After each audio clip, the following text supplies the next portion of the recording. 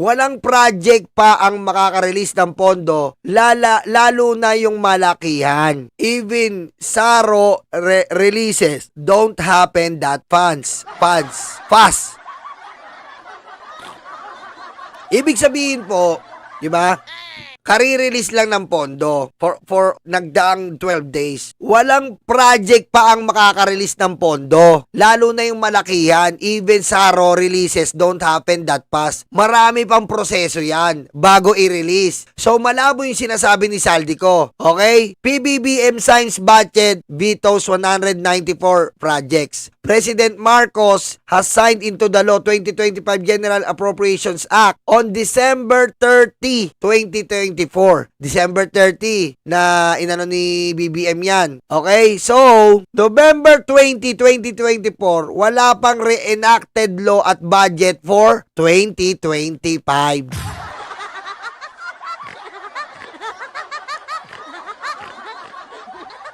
Bobo, di ba? Ang hawak lang ay BICAM report at hindi pa final. Katulad ngayon November. Ngayon yan lang po, recent. Ano pong ginagawa ngayon? Eto na, para sa kaya ni Saldico, naghihiring pa lang sa budget ngayon. Naghihiring pa lang sa budget, di ba? Hanggang December yan. December, natatandaan nyo si BBM, halos magpapasko na. Kakabasa ng budget. Di ba? Natatandaan nyo? Halos December, magpapasko na. Inaano pa ni BBM yung budget. Nire-revise niya pa. Parang ganito lang. November. Ang hawak pa lang ay BICAM report at hindi pa final. Ngayon nga November, eto nga, November 2024, ngayon pa nga, magbabaycam pa lang. Ngayon pa rin, 2025. Magbabaycam pa lang for 2026. Kaya imposible na makapaglabas agad ng pera for 2025 budget kung nasa November 2024 ka pa lang.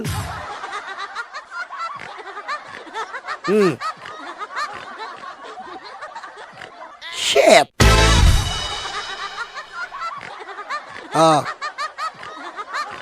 Ulitin natin yung sinabi ni Saldi kong ungas.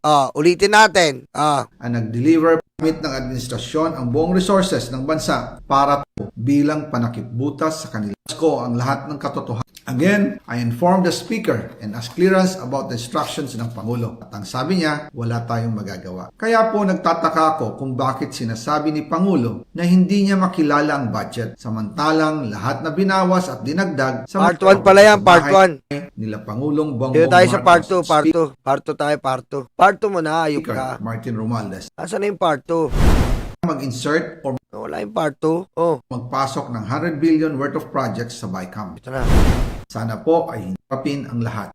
Ako bilang panakipbutas sa kanilang himik, ilalabas ko ang lahat. Again, I informed the Speaker and asked clearance about the instructions ng Pangulo. At ang sabi niya, wala tayong magagawa. Kaya po nagtataka ako kung bakit sinasabi ni Pangulo na hindi niya makilala ang budget. Huli ka dito, boy. Huli ka dito. Vic Rodriguez, Part 2. Samantalang lahat na binawas at dinagdag, nag-deliver siya. Ayan tignan nyo. Nag-deliver January 11, 2025. Dito tayo sa bagay tayo. Totoo po yung merong record. Yung mga deliver totoo po yung sinasabi ni Orly Gutesa na January 11. deliver siya sa Forbes Park. May 14, 2024. May 14, 2024. May 14, 2024. Uusog natin. Totoo po yung sinasabi ni Orly Gutesa na nag-deliver January 11. Teka na, lalakayan natin. Ayan. siya sa Forbes Park. May 14, 2024. Anong parte yan? 2023? Nagkamali ka ng date eh. Ayusin mo! Sabi ko sa'yo, Gutesa, Saldi ko, matalas mata nito kahit matatanda na kami dito at may maintenance.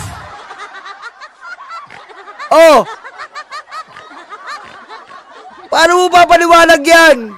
Kung May 14, 2024 yan, 2023 pinag-uusapan natin!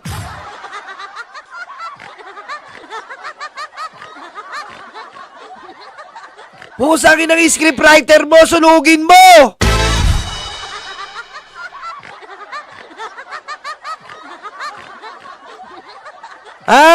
Yung scriptwriter mo, sunugin mo, Saldi ko! Ano to? May 14, 2024, patras tayo! Ang babobo nyo! Patayin mo si BBM. No joke.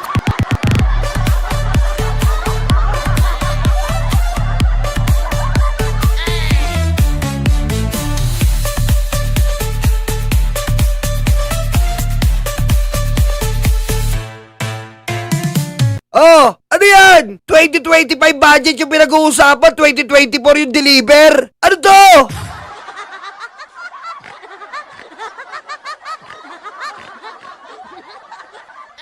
Nainis na ako. Suntukan na lang tayo eh.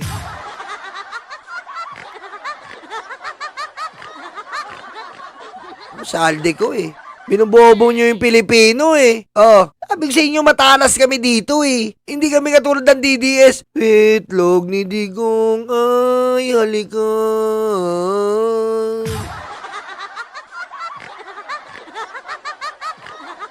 Ang betlog ni Digong ay dilan. Korduroy, korduroy, korduroy. Alikan. Korduroy, korduroy, korduroy. Boom! Bobo eh. Anak ng weteng oh. May 14, 2024. Anong delivery to? Lala Move.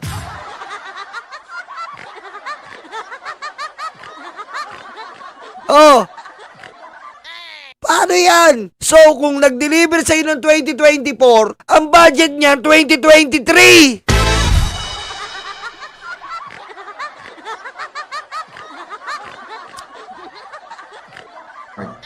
Totoo din po ang sinasabi ni Orly Gutesa na nag-deliver siya sa Malacanang nung siya ay Oh, cash out May 2025. nasa Senado. Oh, November 29, 2024. Halimbawa ngayon, nagbabay kang pa lang yan.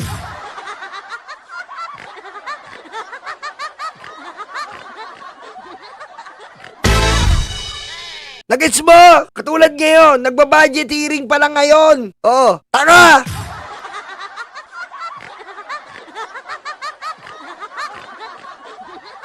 Para mapatunayan ang mga litrato na deliveries ay lalabas ko po together with this video. Diba? Oh, May 1. Oh, ay nako, sang ina, kaldi ko. Noy.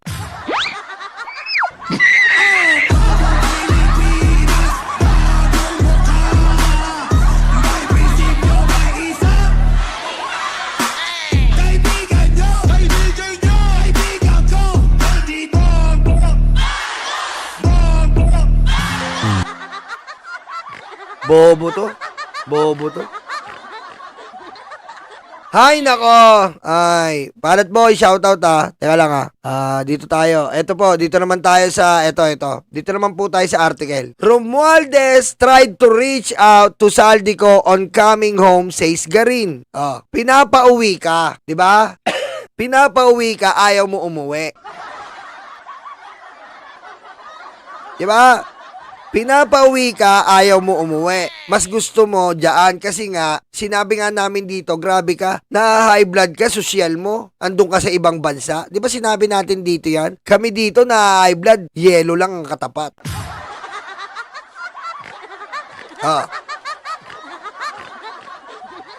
Di ba yan yung dahilan niya na high blood daw, meron siyang ganon-ganon. Sabi nga natin dito, putik na, ibang klase ka. Pinapauwi ka eh. Di ba? Pinapauwi ka, ayaw mo. Eh na article na to hindi po to Hershey. Article to. Martin Romualdez ready to face ICI. Wants Saldico to follow. Di ba? Pinapauwi ka ng speaker, pinapauwi ka ng kongreso, pinapauwi ka ng iba't ibang congressman, pero hindi ka umuwi. Ano? Hanggang si speaker na nga ang nakaharap sa ICI, ikaw, wala kang plano na umarap.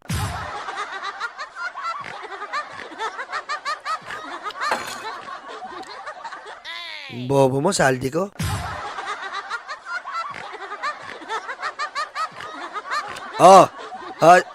Yung mga DDS, palubog na yung bangka ng mga buhaya. Eh di subukan nyo, subukan nyo i-off si Presidente. Subukan nyo lang. Di ba? Ang problema, kami ang nasa admin. Yun ang problema nyo eh. Paano nyo pwesto yung mga magnanakaw? Yun ang problema eh. Di ba? Yun ang problema. Di ba? Yun ang problema. Oh, eto pa. Palace on Saldico Association versus Marcos Pure Hershey. Ayan ah.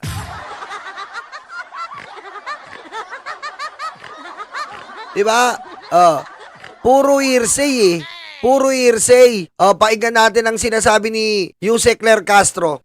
These wild accusations are completely without basis in fact. All the charges leveled against the president are pure hearsay. Let us not forget President Marcos Jr. himself exposed all these flood control anomalies and has taken numerous steps since to ensure that the guilty are brought to justice, the stolen wealth recovered, and the system is fixed to avoid any of this from happening again. Rep. Saldico should come back to the country and sign everything he said under oath with the proper judicial authorities. Thank you. Secretary Amina Pangandaman of DBM. Wag na yan, na-react na natin yan tayo kay Yusek. Ang araw Malacanang Press Corps. Katatapos lang mag-ulak ng Pangulo kahapon ng mga nagawa upang mapanagot ang lahat ng sangkot. Sa loob lamang ng 3 buwan matapos ibunyag ni Pangulong Ferdinand R. Marcos Jr. ang mga irregularidad sa mga maanumalyang flood control projects ng bansa, marami na ang mga lumutang na personalidad at ang kanilang mga di umanong kinalaman dito. Kabilang narito ang dating kongresistang si Zalco. Saldico Kuto! At eto po ha. Sa inyo ko lang i-disclose to. Ha? Sa atin lang to. Wala naman nakakarinig dito, di ba? Tandaan niyo yung sinabi ni... Natatandaan niyo po yung sinabi ni Trillanes na any moment, anytime, pwedeng tumawag sa telepono. Sino? Si Digong. Saldico, alam ko, di-deny mo to. Kamusta ang kausap si Digong? Kamusta? Sabi ko sa iyo eh. Bukod pa to sa intel na natatanggap namin na 5,000 per head na lahat ng mga probinsya ngayon nag-aakot na si Sara Duterte. Kamusta? Anong pinag-usapan niyo ni Digong sa telepono? Ha? Saldico! Anong pinag-usapan niyo ni Digong sa telepono? Ha? Anong pinag-usapan yung ni Digong sa telepono, Saldico? Di ba? Oh, naiipit ka. Naiipit po si Saldico ngayon. Dahil ang mga goons, ang mga DDS, ang mga DDS po, Duterte Death Squad is alive. Ang mga Duterte Death Squad po ni Digong ngayon is alive para pabagsakin na ang gobyerno. Tinotodo-todo na po nila Pulong Duterte to. Binuhay ang mga dugo ng Duterte Death Squad. May natitira pa pala.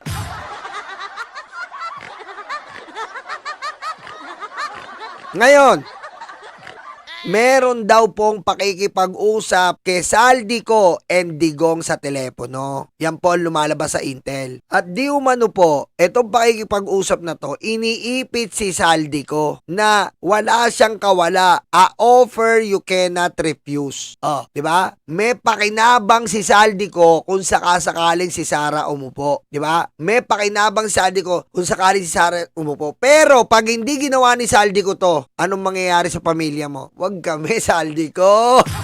Oo. Ano? Di ba? Gulat ka.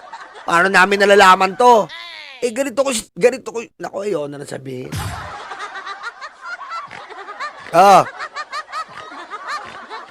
Di ba?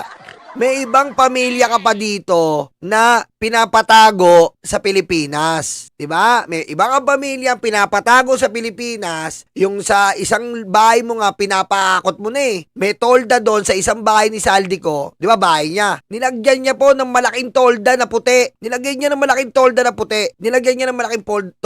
Tapos yung truck lang po makikita nyo sa kalsada. Nag-aakot sila. Pero, nagkausap sila ni Digong. Nagkausap kayo ni Digong. Ano in-offer sa'yo? Hindi mo pwedeng tanggihan. Kasi, alam mo na, bata ka ni Digong eh. Di ba? Pinalusot lahat ng nakaw mo. At tandaan mo, ngayon, ano sabi sa'yo ni Digong? Baka pwede naman maningil. Alam namin eh.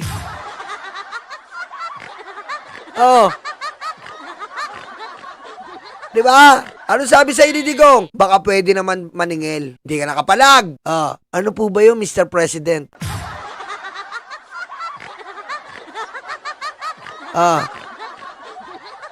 Ano po ba yung Mr. President? Nagpapatulong sa'yo na buuin ang plano. Anong plano? Ito ang plano nyo. Diba? Ito ang plano nila. Pabagsakin ng gobyerno, itataon nila sa mga rally, pero hindi ka pwedeng tumanggi. Kasi may pamilya ka dito. Ha? At nag-report sa'yo yung isang mga pamilya mo. May umaaligid-aligid sa'yo. Alam mo ang location. Umaaligid-aligid sa'yo. Sabay tawag ni Digong.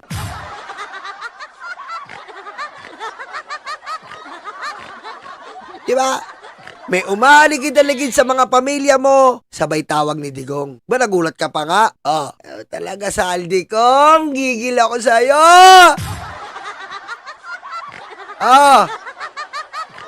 Pag hindi mo sinunod, patay ka. Pag sinunod mo, alam mo, pag sinunod mo, patay ka pa rin.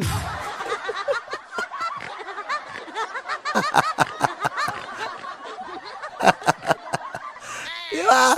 Kasi pag hindi mo sinunod, tapos ka kay Digong. Pag sinunod mo, tapos ka sa Pilipinas. Wala kang kalalagyan, Saldi ko. Pero mas pinili mo sumunod kay Digong kay Sara. Kung sasaliksikin nyo po, malaki po utang na loob niyang kay Digong. Napakalaki po ng utang na loob niyang kay Digong. Nailusot niya ang nakawan noong pandemic. Nailusot niya ang nakawan nung DepEd. Lusot na lusot. Nagkaroon ng maraming pera yan. Ngayon, di ba? Ngayon, in-expose ni Sara yung confidential funds ko, inimbestigahan ko kay Saldi ko. Nagulat ka ngayon, di ba? Ngayon, nag-alangan ka. Kasi nga, sa kabilang grupo na nangyari, ngayon, wala kang magawa. Wala kang magawa, di ba? Kasi nga, napapaligiran yung pamilya mo. Buhay na buhay sa tulong ni Pulong ang Duterte Death Squad. Huling tsansa. Malupit ang intel namin. Sabi ko sa'yo, Saldi ko, malupit ang intel namin. Kung malupit kayong pumake news, malupit kaming kumuha ng news.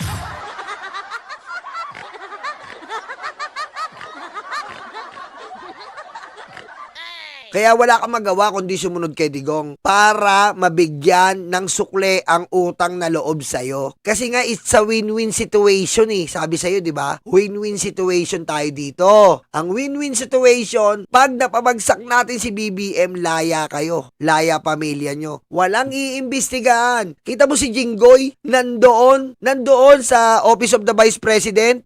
Bakit? Talagang didila na siya ng didila. Last chance eh. Last hurrah.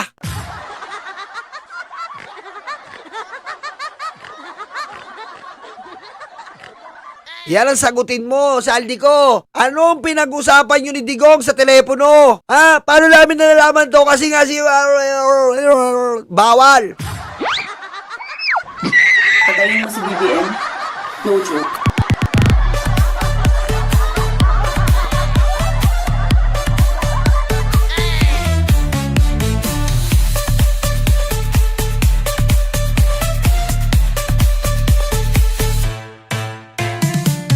Di ba? Pagkatapos doon, sumundot pa si Pulong. Ikaw naman, di ba? Di ba? Ang bobo nyo kasi. Yung nasa admin tayo eh. Wala yung magagawa. Hindi pwede ilabas kasi mawa-wiretap.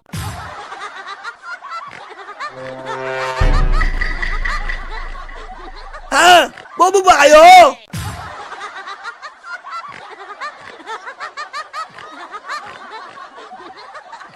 Hindi kasi kayo nanonood ng Netflix eh. Nanonood kayo ng Netflix. Lalo na yung Narcos. Kailan nangyari yung Narcos? 1980s na yon. Na-detect si Pablo Escobar. Saan? Sa telepono. Bobo! What the fuck?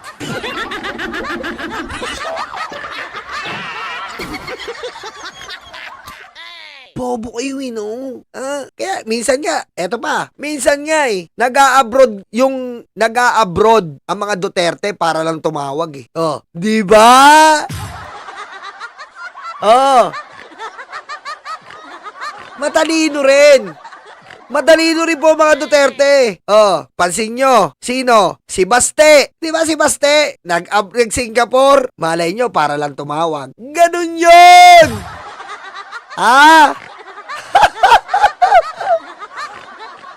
May utak din.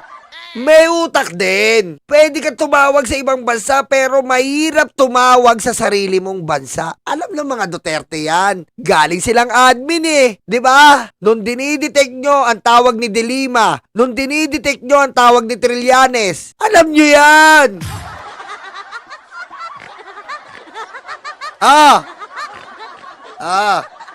Di ba? Nung dinidetect nyo yung mga tawag ng kalaban nyo, alam nyo yan. Kaya nga nag-a-abroad sila eh, ibang Duterte, para lang makatawag, planuin ang lahat. Ganun yun. Hindi mo paplanuin dito yan. Paplanuin mo yan sa ibang bansa. Kaya nga madalas si Sara sa ibang bansa eh. Bakit? Nagpaplano. Hindi pwede dito gumamit ng sarili mong SIM. Hindi pwede gumamit ng SIM mo dito. Delikado.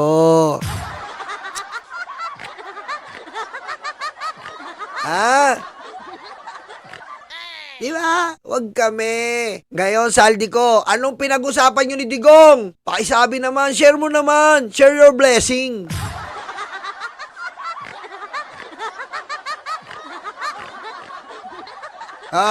Share your blessing. Di ba? Sabihin mo naman sa tao yung pinag-usapan nyo ni Digong. The offer you can't refuse. Di ba? The offer you can't refuse, Saldi ko. Dahil pag nirefuse mo, may kalalagyang hukay. Pag inooan mo, win-win situation. Wala kang ginawa, pinili mo yung win-win situation. Dahil magnanakaw ka eh.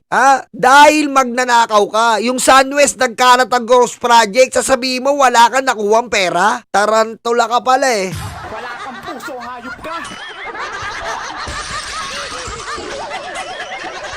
Ang pagkakasangkot ng pangalan ni Zaldico ay bunga ng mga ebidensya, mga testimonya at mga di umanong pagpapayaman niya na makikita sa mga ari-ariang naipundar nila. Dahil lumiliit na ang mundo ni Zaldico, kailangan niyang umiwas at iwas ang sarili at mag-name drop kahit walang katibayan at laway lang ang puhunan. Para masagip ang sarili sa paratang ng pagnanakaw sa kaban ng bayan at mapalitaw na siya ang biktima, siya ay magtatahi ng maling kwento laban sa ibang tao. Magtuturo ng iba, puwera ang sarili niya kahit na ang ari-arian niya at ng kanyang pamilya ay nagsusumigaw ng ebidensya laban sa kanya. Ang kanyang naging pahayag, mas nagbunga pa ito ng maraming katanungan imbes na sagutin ang kanyang papel dito sa sinasabing anomalya. Lahat ng mga sinasabi ni Zaldico ay pawang mga imbento lamang, walang basihan, walang ebidensya. Kaya nga eh, Saldi ko, ipapakita mo sa amin yung maletang kinuha mong sale sa SM, 1499 buy 1 take 3. Diba? Saldi ko! Nakalimutan mo yung price tag. 1499 buy 1 take 3. Para lang idugtog nyo kay Pangulo. Abay bobo.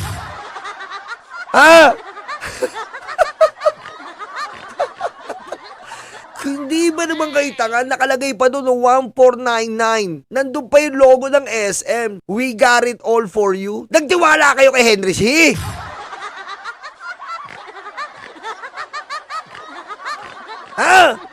Nakinig kayo kay Henry C.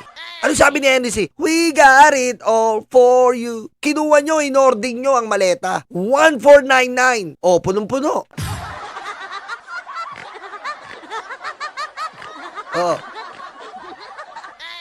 Anong laman ng lameta? Lameta.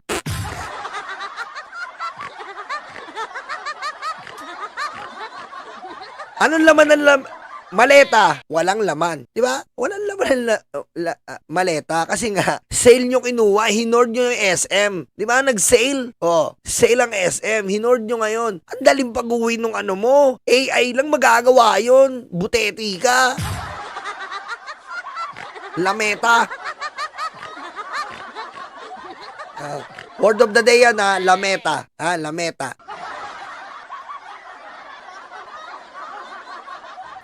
Umuwi muna siya sa Pilipinas at sumpaan ang kanya mga sinabi at harapin ang mga demanda o kaso laban sa kanya. Tama! Yusek Claire, gumaganda ka! Yusek Claire, lalo ka lang gumaganda. Anak ng weteng, Yusek Claire, gumaganda ka, mga galit mga DDS niyan. Sabihin, crush ka ni Chris Ulo.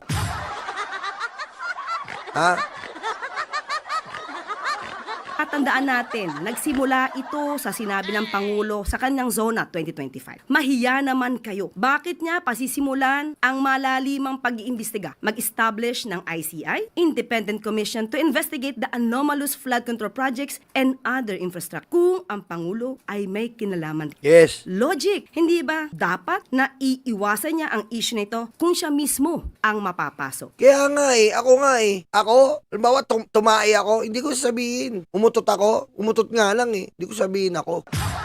Mayayari ako Sa utot na lang tayo, wag na tayo sa nakawan. Umutot ka. Bawa! Sino umutot? Sino umutot? Ang baho!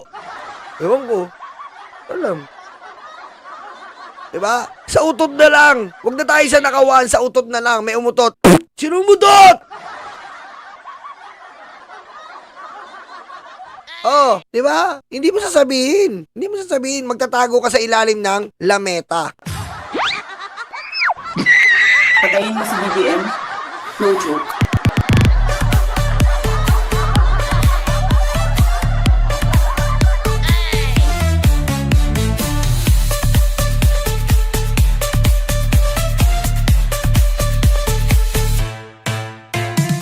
Oh, yan ang mahirap. Yan po tayo. Dito tayo sa totoo. Dito po tayo sa totoo. Hindi porket say lang SM, papakyawin mo 1499 by 1 take 3 para lang mapakita mo na si presidente ay nagnanakaw. Ang dali niyan, di ba? Pwede rin natin sabihin dito na si Digong kumakain na ng tae. Si Sara nakipaglaplapan. Madali yun Madali, pero ebidensya mahirap mong patunayan. Yun dito, para sa si Ari Roque, bato ng bato sa administrasyon dahil naiipit siya sa usapan nila ni Digong. Yun And alam namin, i-deny mo yan. I-deny mo yan. At ito pa isang puntos. Mamaya ko sasabihin. Nauutot ako. Ang investigasyon na sinimula ng Pangulo ay unti-unti nang nagbubunga.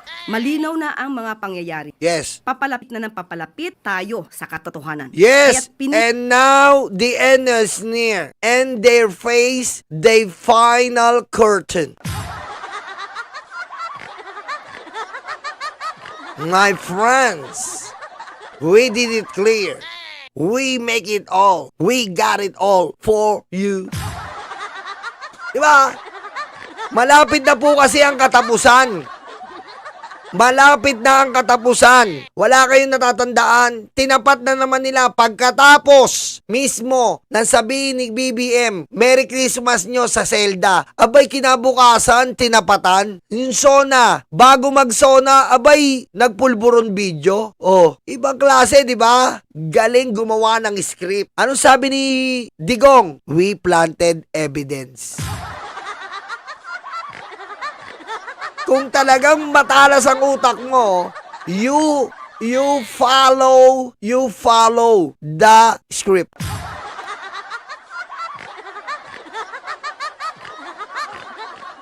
Diba? You analyze, then you follow the script of these idiot mammals. Madidies! Mag-like kayo! Iyak kayo ng iyak dyan Eto gusto mo masakit, DDS. Masakit. Eto masakit. Ang masakit. Mag-a-analyze kasi kayo at gagamitin mo yung logic nyo. Sa tingin nyo ba, prangkahan na tayo, papayag ba yung US maupo si Sara? Di ba yung AFP nga ayaw pumayag Kaya yung AFP hindi nyo mapaniwala, ayaw pumayag ng AFP kay Sara kasi maka-China. Ngayon, yung US, prangkahan na tayo, lalabas ko na to, yung US ba, papayag na maupo si Sara? Na babasura ang USA sa bansa? Sa tingin nyo papayag? Hindi papayag ang US. Anong gagawin ng US? Gagawin din ng US ang lahat para protektahan ng administrasyon. Magprangkahan na tayo. Oh!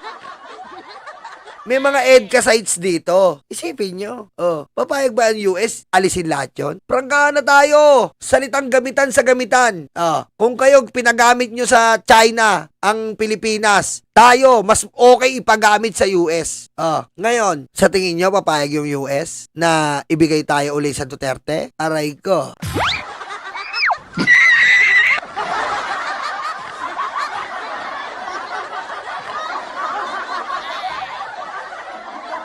Isipin niyo yan, mga DDS. Hindi lang mga loyalista, kakamping, dilaw ang buwabakap kay BBM. Nakakalimutan niyo yung US. Ha? Bakit sino ba buwabakap?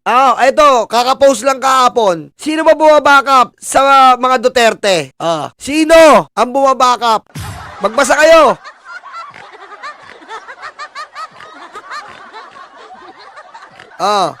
Si Sara, taning. May taning ang utak. Ito, naning bas. Ano sabi? Sister City of Davao, Green City of China.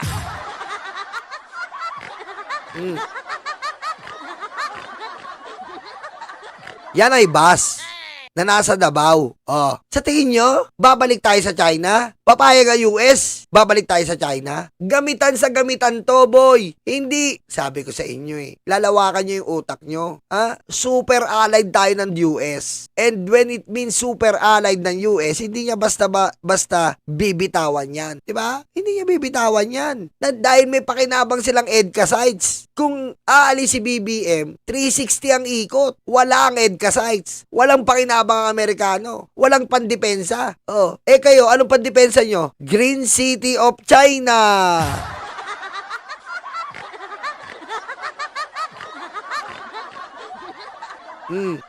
Yan po ang katotohanan. Lalawakan yung isip nyo. Bakit? Masama ba na nandito yung di ko talaga pwedeng banggitin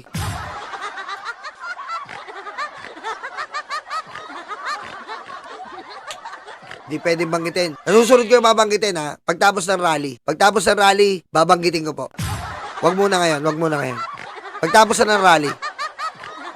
Yusek! Ang ganda-ganda mo! Pasok! Ipilit ilihis upang makaiwas ang mga tunay na may sala sa katarungan. At handa na po akong tugunan ng iyong mga katanungan. Marisol Halili from TV5. Yusak, magandang hapon po. So ano po ang plano natin kay Congressman Zaldico? Because I understand ang sinabi ni Presidente, we cannot cancel his passport. Pero ano po yung plano natin ngayon para mapauwi siya dito sa Pilipinas? Ito po ay nasa kamay na rin po sa ating pagkakaalam ay may pending na po mga complaints na naisampa sa kanya. At sana po ay mapabilis na rin po ng ombudsman ang mga pagresolba sa mga kaso na ito at kung sila ay makakapag-rekomenda kung ano man naman i-recommend nila for dismissal or for filing of the case to the Sandigan Bayan, sana mapabilis na rin po. Kasi ang taong bayan po ay naghihintay na rin ng mabilisang aksyon. Hindi po siya mapapauwi sa ngayon dahil ang naaayon po sa batas, ang hindi pa po nakakasuhan at tinuturing na pugante dahil wala pa pong warrant of arrest na nai-issue ang court o kaya siya naman ay hindi pa naman convicted at siya'y tumakas. At hindi natin masasabi na yung kanyang passport ay naisagawa at na-issue ng through a fraudulent act. So wala po pa kasi basehan para mag-file ng petition or application for cancellation of passport ni Zaldico ang DOJ at malamang po madismiss po ito ng korte kung hindi po bibigyan ng basehan sa pagkakasila ng passport. Meron po kasing mga opinion like that of Totoo din Senator po ang Jing sinasabi. Ejercito Part- na once na considered as a national security threat, pwede naman na pauwiin, cancelahin yung And pasaporte deliver- kahit na wala pang direktang kaso. Do you consider him as a threat or at least a Ang kaso po na ipapataw sa kanya or malamang na maisa pa sa kanya ay patungkol lamang po sa graft and corruption, maybe plunder, hindi po natin alam kung ano magiging kaso dito. Okay, ayan po ang sabi ni Yusek.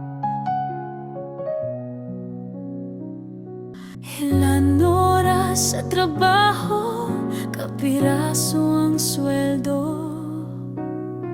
Habang sila nag-aantay ng porsyento, kami ang nakukuba, hirap at nagdurusa. Iluluhon nyo lang pala aming mga pera. Galit at puot, hindi ito matatapos. Hindi kami titigil, boses man ay maubos. Kinamkam yung lahat, ang aming pinaghirapan. Kayo ang salarin sa luha ng bayan. Galit at puot, hindi ito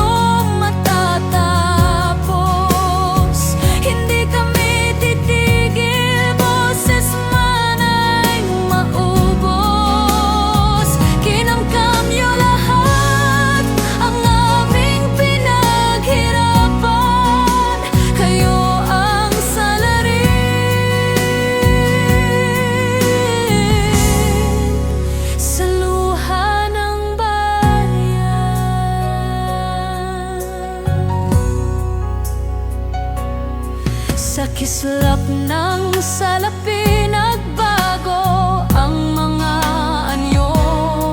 Itim ang kulay na dumadaloy sa inyong dugo.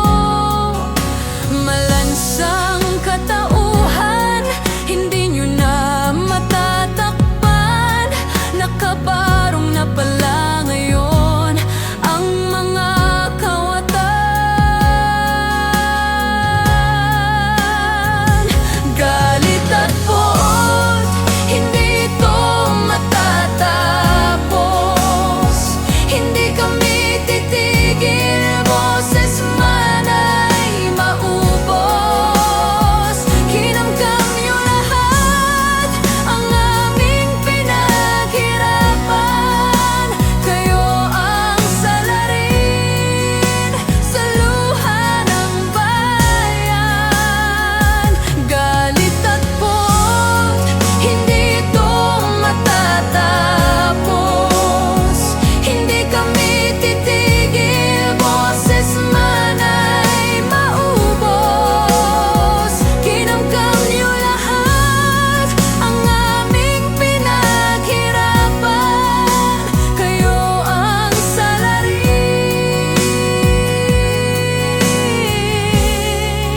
sa luha ng bayan.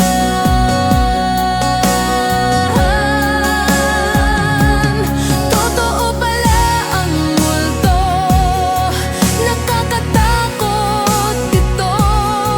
Kinaibigan nila, inutosang kainin tayo. Lagi silang gutom hanggat may natitira sa sagpangin nila. Mga walang kaluluwa.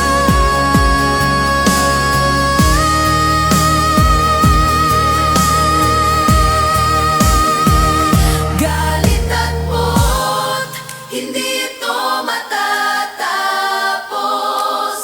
Hindi kami titigil.